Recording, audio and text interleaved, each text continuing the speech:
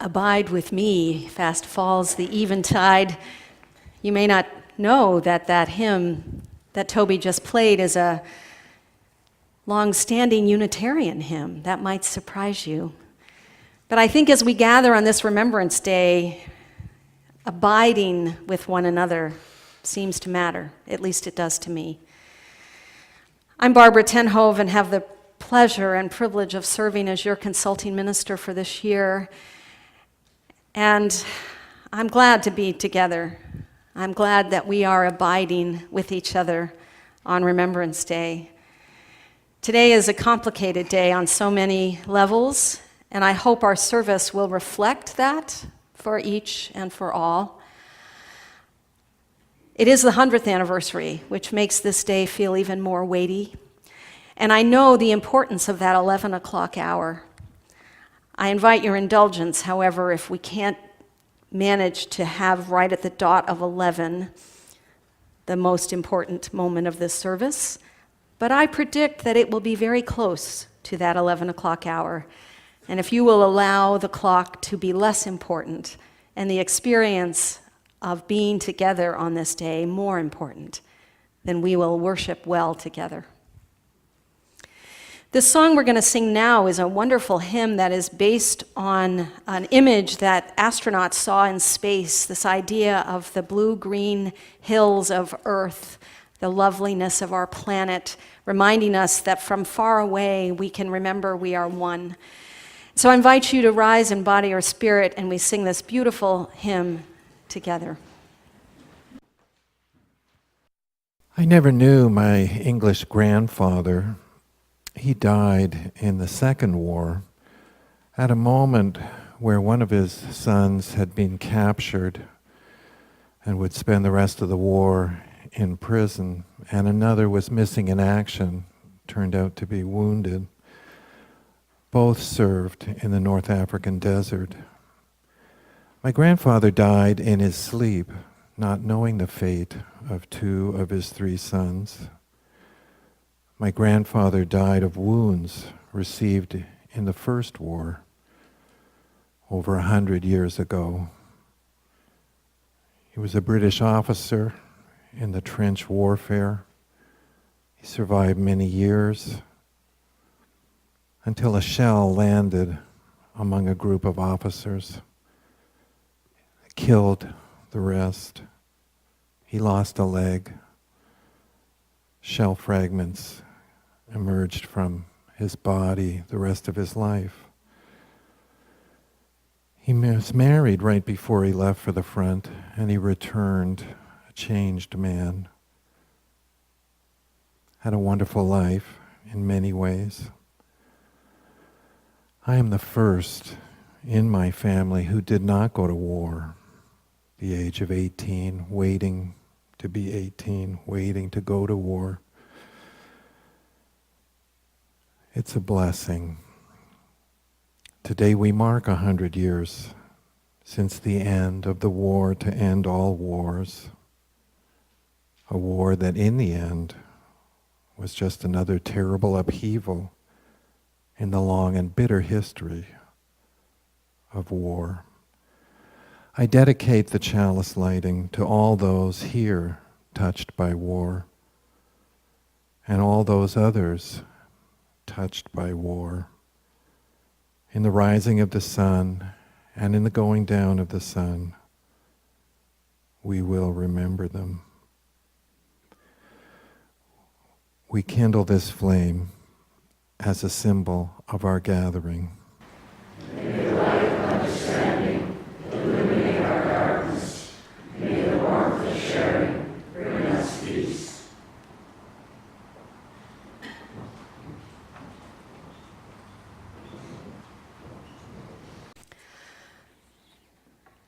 Exactly 100 years ago today, a somber group of men sat around a table in a railway car in northern France. After 4 years of war, these military leaders from Great Britain, France, and Germany made a commitment to end the fighting that had, by most estimations, killed 7 to 8 million military personnel, including nearly 60,000 Canadians. The Great War, as everyone called it until the Second World War made it a first one, was supposed to be over quickly. Young soldiers from all the countries involved discovered that instead of a quick and easy conflict, it was a miserable 4-year slog of trenches, disease, death, and destruction. Modernity had turned war from a terrible activity into a horrifying one. Airplanes, submarines, machine guns, tanks, and poison gas wreaked havoc around much of the world. And when it finally came to an end 100 years ago today, it planted the seeds for the hell that would come only 20 years later, when the Second World War created even more destruction than the first.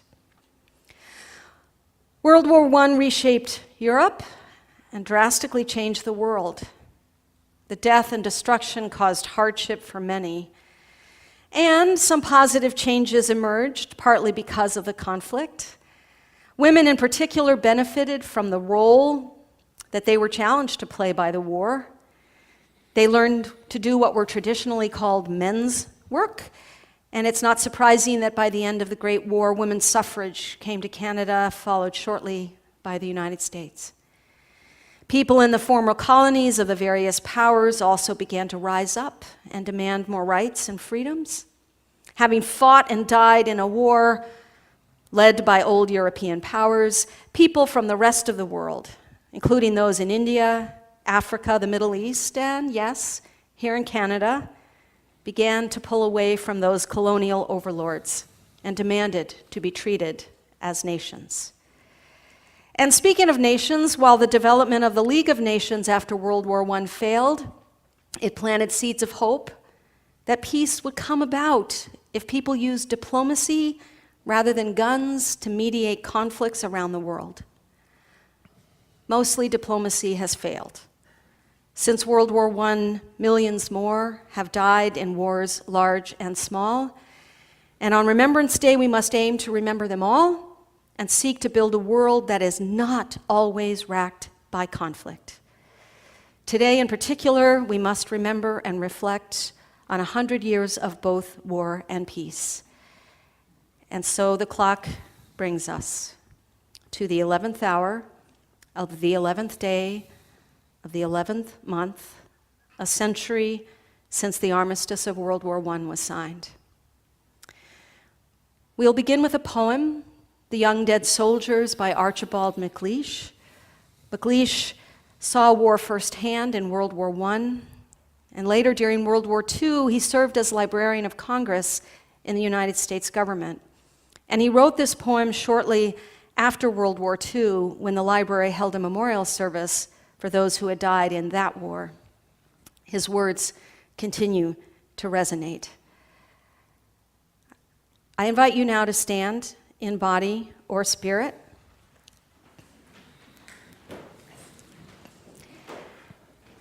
Carrie and I will read this poem, which will be followed by 2 minutes of silence, after which the choir will sing, and we will have a time of remembering and candlelighting.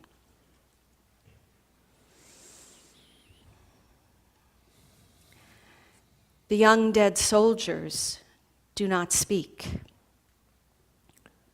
Nevertheless, they are heard in the still houses. Who has not heard them? They have a silence that speaks for them at night and when the clock counts. They say, we were young. We have died. Remember us. They say we have done what we could, but until it is finished, it is not done.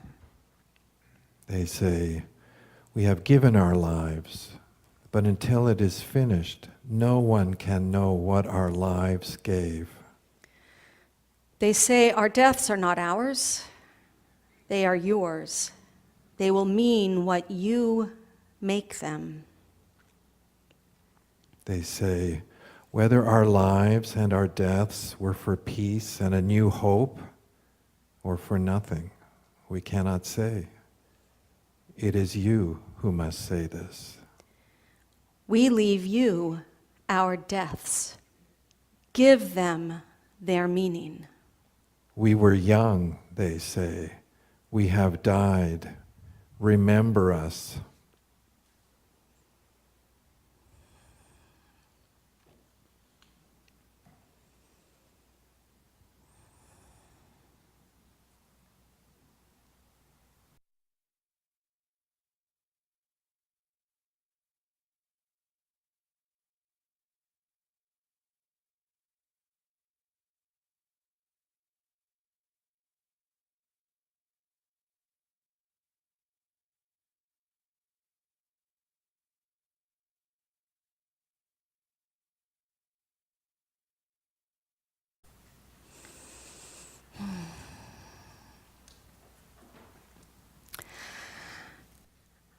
When I was a child, my family lived briefly in Lexington, Massachusetts, while my father served as minister at First Parish Unitarian there. It was in this small New England town and in neighboring Concord that the first battles of the Revolutionary War were fought.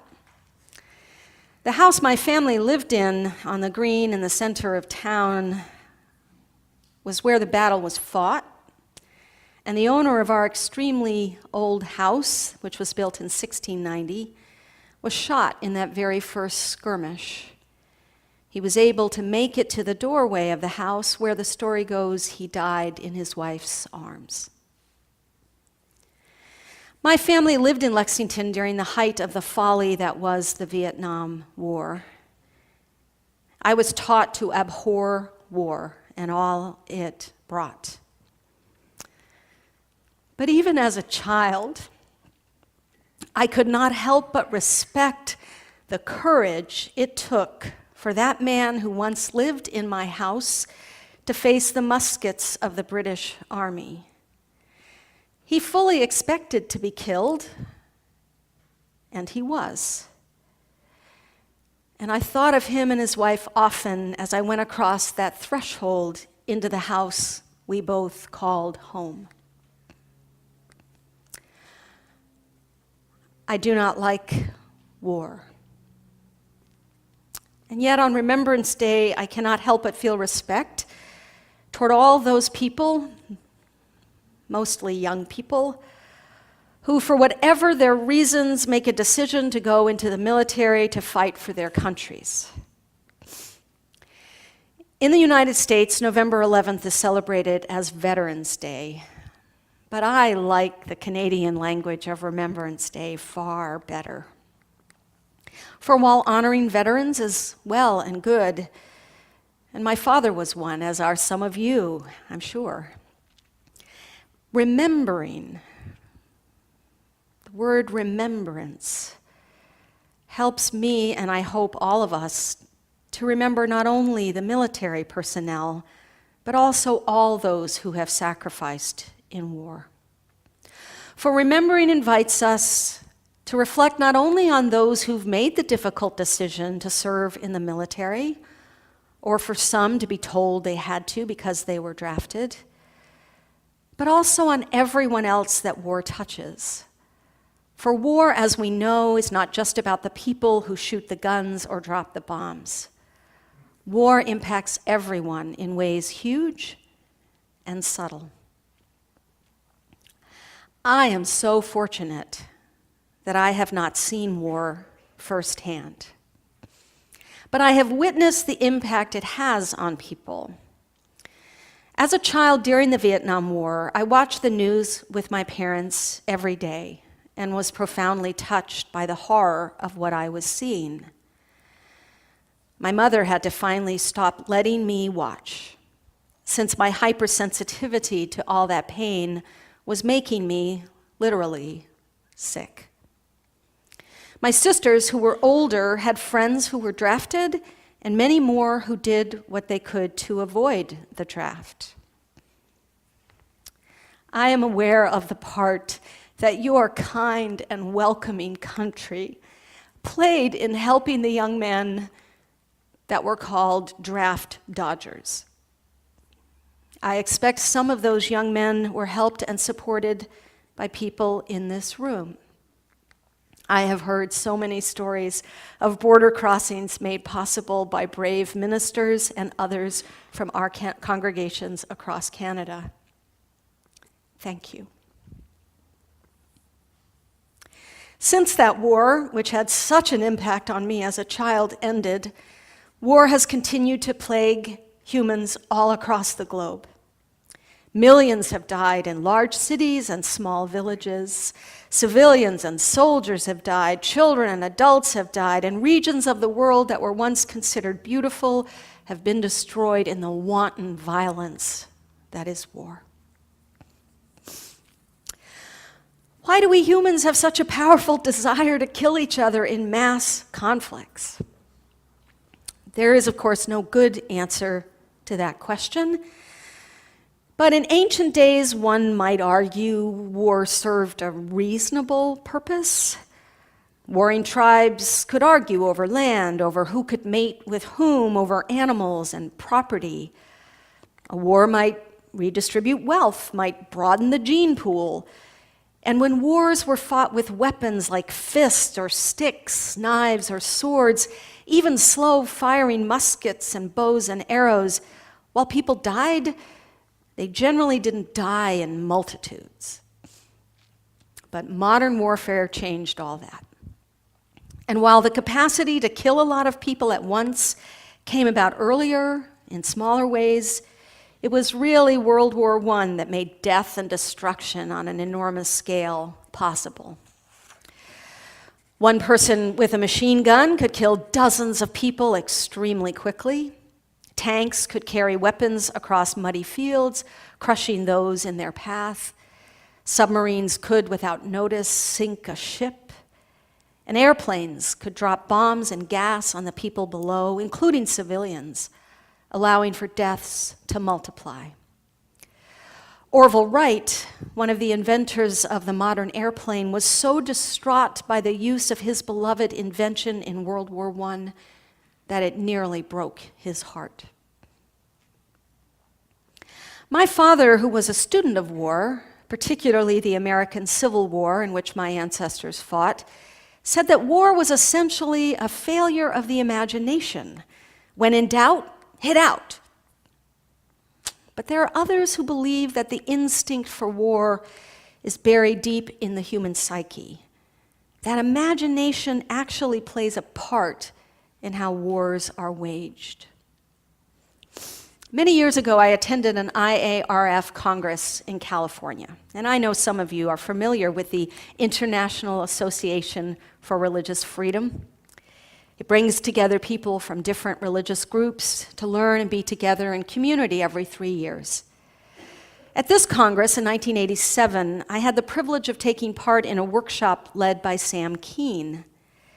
Keen was mostly known as a self-help guru with a spiritual bent, but in the 1980s, he did some extraordinary research on propaganda and war, looking particularly at how we humans work to create enemies so we can kill them without guilt.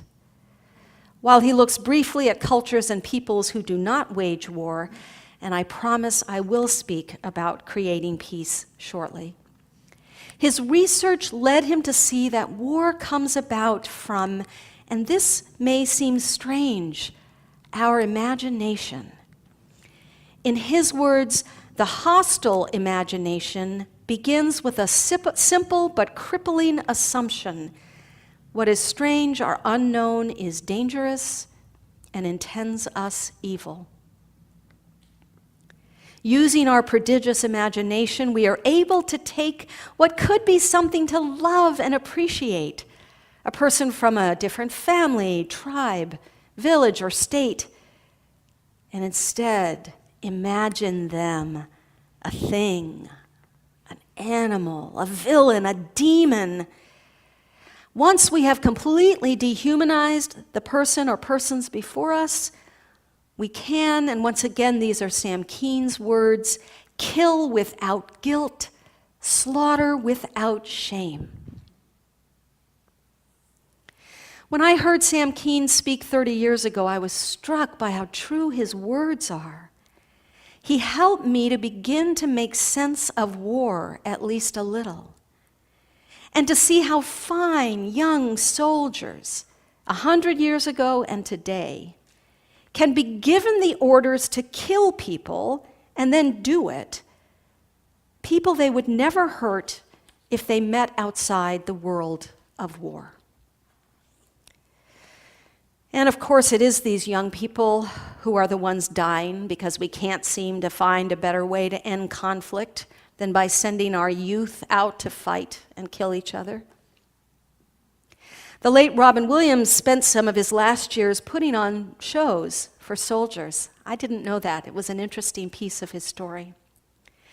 After going to Afghanistan, his feelings about the moral grotesqueness of war did not change, as he was struck by how young the soldiers were.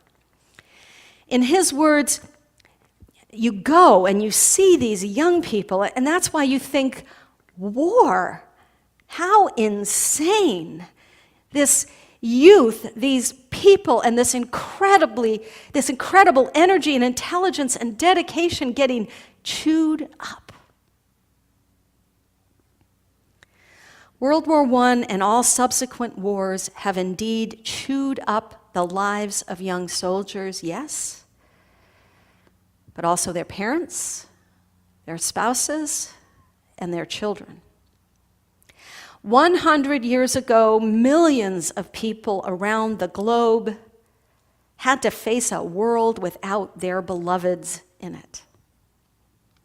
And for those who did come home from the war, their world was radically changed due to injuries that could be seen. And thank you, Carrie, for sharing about your grandfather. Bodies injured so badly that years later, shrapnel still coming out. But there were also the injuries that you couldn't see, minds that were destroyed or impacted horribly by all they had experienced. Well, that continues today, as suicide among soldiers is incredibly high, and domestic violence impacts far too many military families. Remembering this on Remembrance Day matters. These people need us to not only do all we can to build a world where war is less likely, but to care for those who have been called upon to wage it. We can hate war and still love and care for the warriors. I'm going to say that again. We can hate war, but still love and care for the warriors. And let us remember those warriors by listening to this story of the Gallipoli campaign that saw the deaths of thousands, in particular soldiers from Australia and New Zealand, and those they were fighting, the Turks and the Germans. This song calls out in bleak tones the reality of war and the pain it causes the ones who fight but do not die. I invite Pavel to come now to sing it for us, joined by Vox Lumina.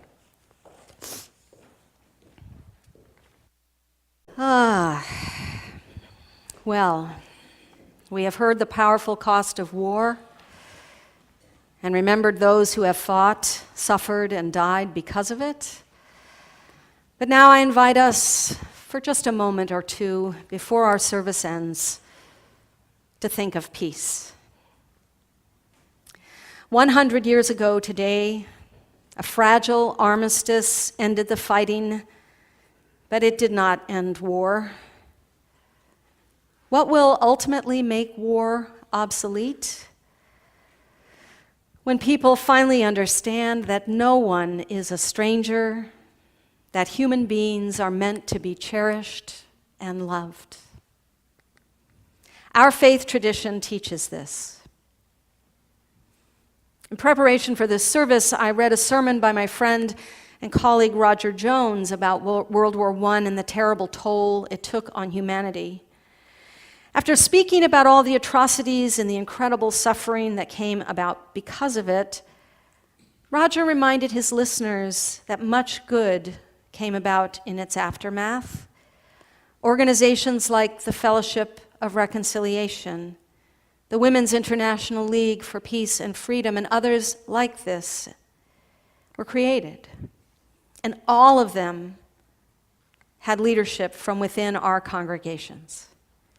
People knew that things had to change for peace to come.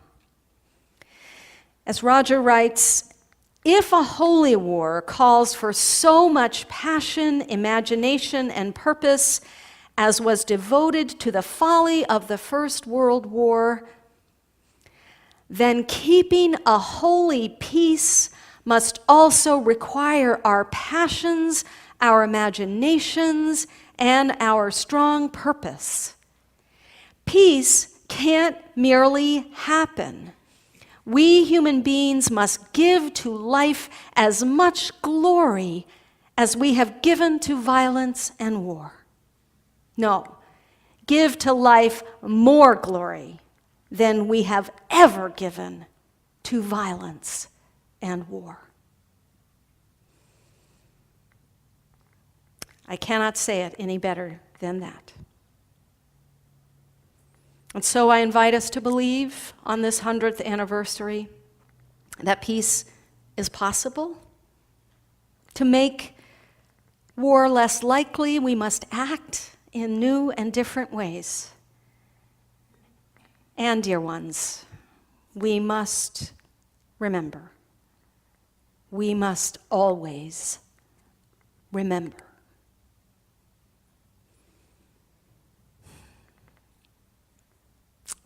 And one way that I remember is through music. Songs help us to stay grounded and focused. The song of peace we're going to sing has an incredible text set to music by the great Finnish composer Jean Sibelius. The text was written by a school teacher in the interval between World War I and World War II when peace seemed possible. I invite us to sing it together today in a belief. Sing it as if you believe that peace will someday come to all people. Join now in singing one of my favorite hymns. This is my song, A Song of Peace. Let us rise in body or spirit. We extinguish this flame, but carry with us the light of vision and the warmth of hope. The world calls us to live with depth, meaning, and purpose. We go forth with courage and love. And in closing, I remind you of these words again by the poet Archibald MacLeish, who challenged us to remember the voices of all who have died in war. The young dead soldiers speak to us and they say our deaths are not ours, they are yours.